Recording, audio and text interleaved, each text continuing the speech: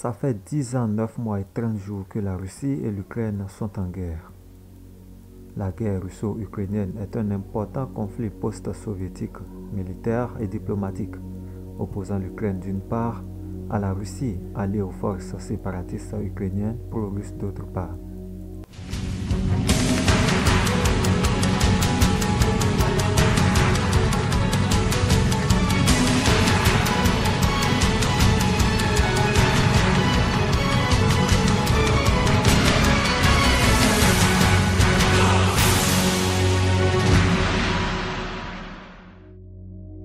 La guerre a commencé en février 2014, à la suite de la révolution ukrainienne de 2014 et s'est initialement reposée sur le statut de la Crimée et de certaines parties du Donbass, reconnues comme territoire de l'Ukraine. Le premier tournant de cette guerre fut l'annexion de la Crimée par la Russie en 2014 et la guerre du Donbass, ainsi que la cyberguerre et des tensions politiques. De quand remonte alors l'origine de la guerre d'Ukraine, c'est-à-dire la guerre russo-ukrainienne.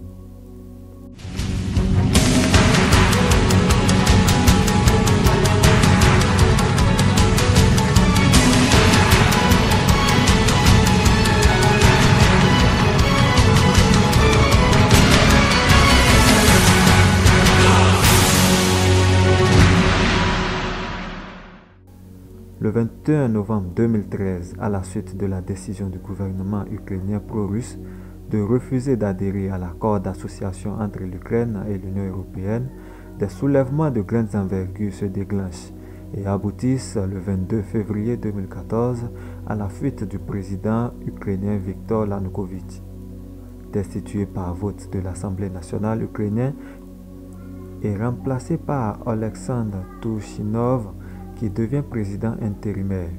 Capitulation totale de l'Ukraine. Donc il attend, simplement il voit que le 20 janvier ce sera peut-être plus facile. Pourquoi? On se met entre hommes à table et qui gagne le bras de fer peut voir la suite. Suite à cette situation, des groupes armés russes prennent le contrôle du Parlement de Crimée, qui élit un nouveau Premier ministre favorable à l'union avec la Russie. Peu de temps après, un référendum organisé sous le contrôle total de la Russie permet d'aboutir à un vote favorable au rattachement de Crimée à la Russie, provoquant ainsi une crise diplomatique internationale.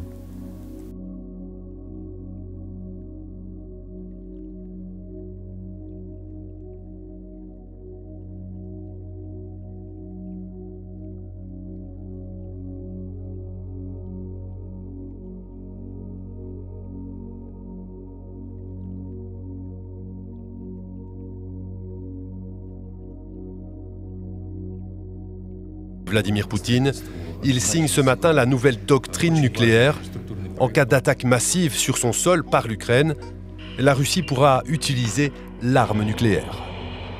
Plusieurs provinces ukrainiennes à domination russe, notamment le Donbass, connaissent des manifestations pro-russes similaires et organisent à leur tour des référendums d'autodétermination afin de quitter le gouffre du gouvernement ukrainien en place.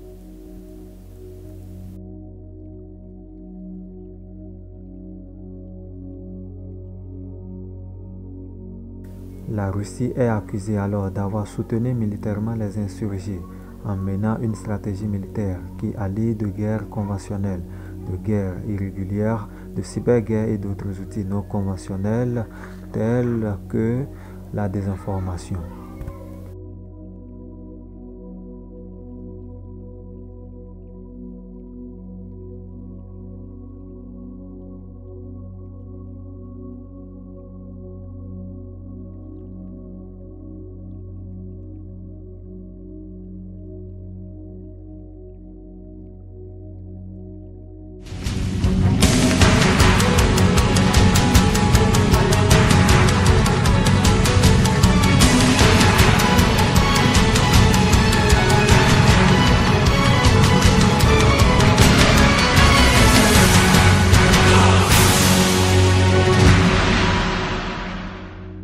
Face à ces événements de dernière minute, le président ukrainien décide d'envoyer l'armée ukrainienne pour rétablir l'ordre dans ces territoires où sévit les conflits. Nous n'avons pas seulement préservé notre défense antiaérienne, nous l'avons rendue plus forte que jamais. Mais dans l'année qui vient, elle deviendra encore plus forte, encore plus efficace. La défense antiaérienne ukrainienne peut devenir la plus puissante d'Europe et elle garantira la sécurité non seulement de notre pays, mais aussi de tout le continent. Commence alors la guerre du Donbass. Le 17 juillet 2014, le vol Malaysia Airlines 17 a abattu près de la frontière russo-ukrainienne alors qu'il survole le Donbass. La destruction de cet avion civil amplifie la crise diplomatique.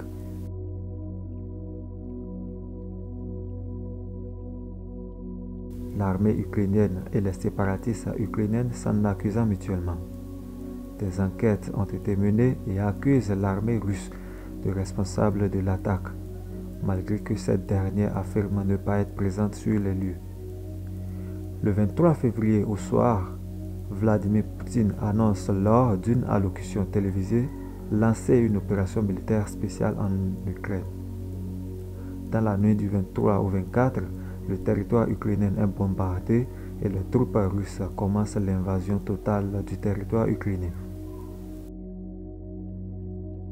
L'invasion provoque la réaction des pays occidentaux, menant à l'isolement sans précédent de la Russie par la mise en place progressive de milliers de sanctions, notamment économiques.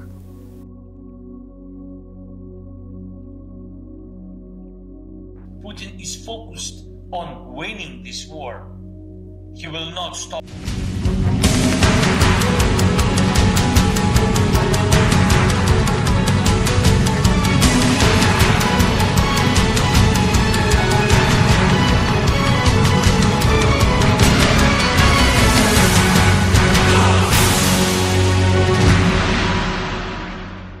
Les États-Unis, le Canada, le Royaume-Uni et les pays de l'Union européenne soutiennent l'Ukraine aux moyens d'assistance économique et militaire massive, comprenant notamment des livraisons d'armes et de munitions de toutes sortes.